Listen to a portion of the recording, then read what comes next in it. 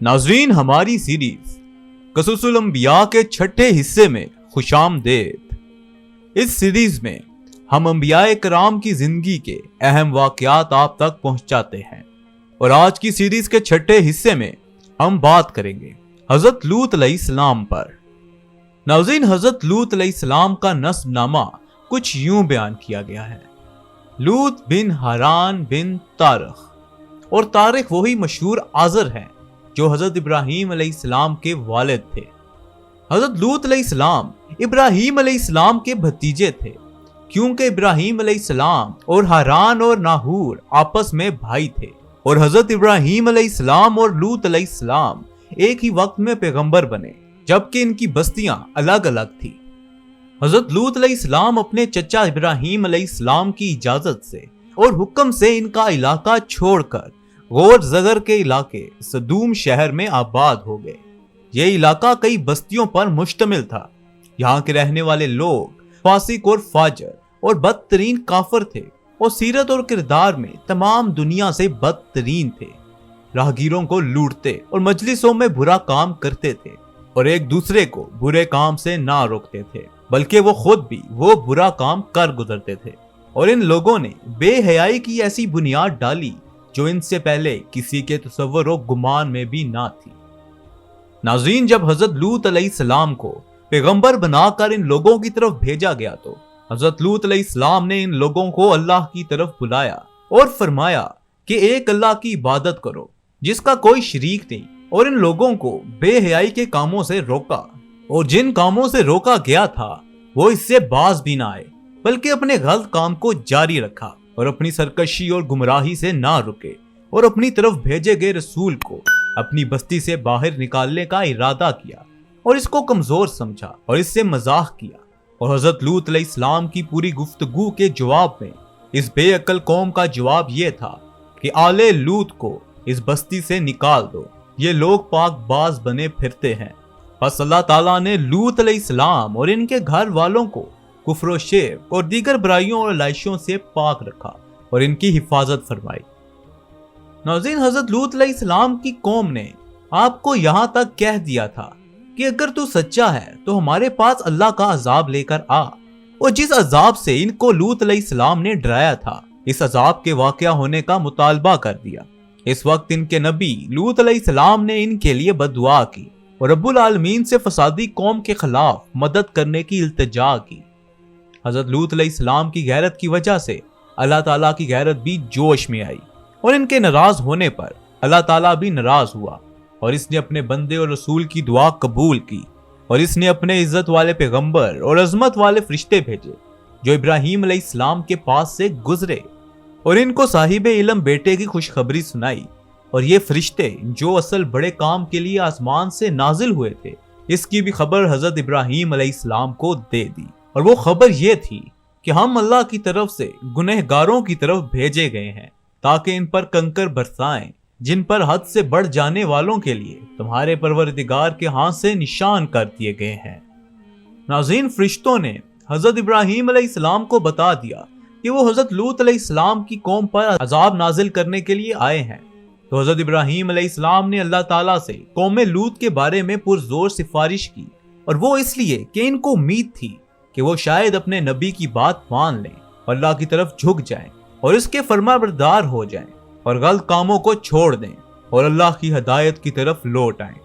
और हजरत इब्राहीम अलैहिस्सलाम की इसी सिफारिश की वजह से अल्लाह ताला ने फरमाया था कि बेशक इब्राहीम बुर्दबार, नरम मिजाज और अल्लाह की तरफ रुजू करने वाला है। लेकिन नाज़रीन, ये अजाब टाला ना गया क्योंकि अल्लाह ताला का फैसला अटल है और एक बार ये फैसला आ जाए तो फिर ये लौटाया नहीं जाता। नाज़रीन, जब ये फरिश्ते हजरत इब्राहीम अलैहिस्सलाम की तरफ से रवाना हुए तो वो सदूम के इलाके में खूबसूरत नौजवान लड़कों की शक्ल में आए। अल्लाह ताला की तरफ से कौम लूत पर हिज्जत कायम करने और इनकी आजमाइश के लिए फरिश्तों ने ऐसी शक्ल इख्तियार की। और जब सूरज डूबने का वक्त करीब आया तो मेहमानों के अंदाज में लूत अलैहिस्सलाम के पास आए। तो लूत अलैहिस्सलाम को यह फिक्र लाहक होगी कि अगर मैंने इनको मेहमान के तौर पर अपने पास ना ठहराया तो ये मजबूरन किसी और के पास जाकर क़याम करेंगे और वो इनको नुकसान पहुंचाएंगे کیونکہ لوط علیہ السلام نے ان کو انسان ہی خیال کیا تھا اور اسی وجہ سے غمگین بھی ہوئے اور دل ہی دل میں کڑھے کہ یہ سخت مصیبت اور مشکل کا دن ہے۔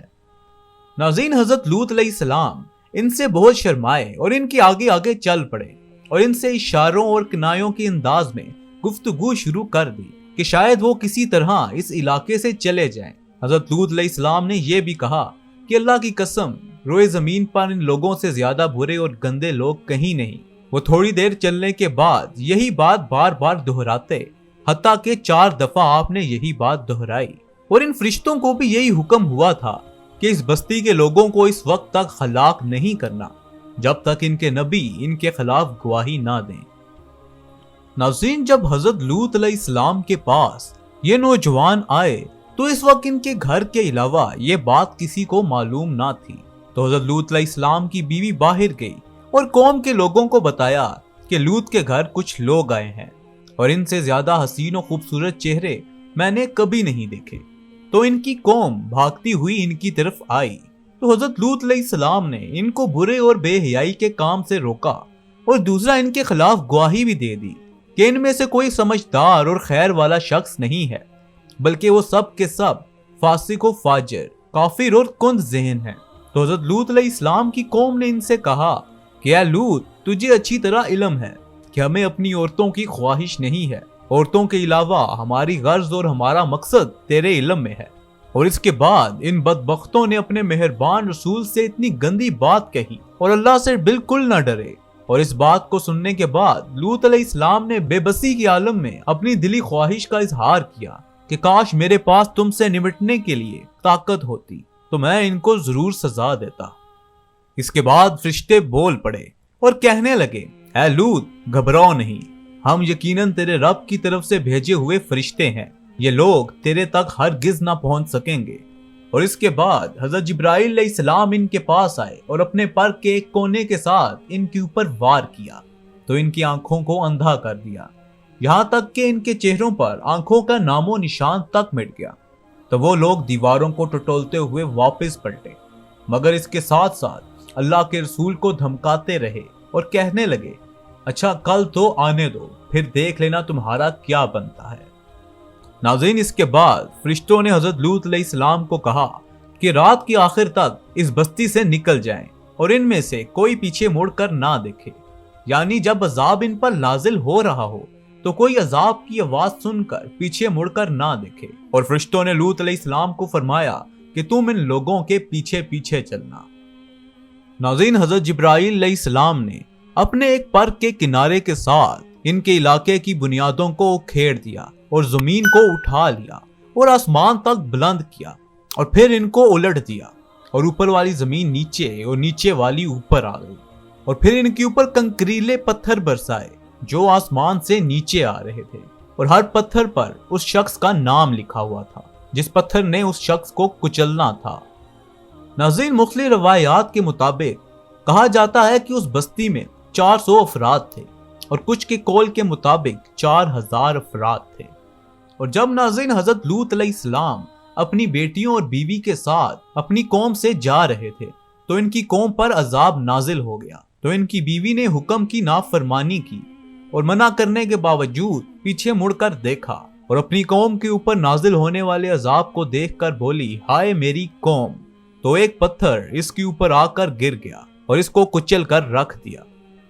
ناظرین، اللہ تعالیٰ نے قوم لوط علیہ السلام کے علاقے کو اتنا گرم اور بدبودار کر دیا ہے کہ ان میں کہ نہ اب اس کے پانی سے فائدہ اٹھایا جا سکتا ہے اور نہ ہی اس کی زمین سے، اور وہ بالکل قابل کاشت نہیں بلکہ خراب اور بیکار ہو چکی ہے۔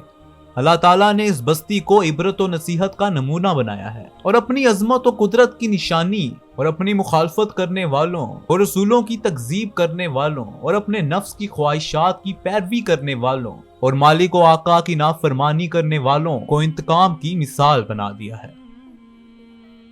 اسی کے ساتھ ناظرین، ہماری سیریز قصص الانبیاء کے چھٹے حصے کا اختتام کرتے ہیں۔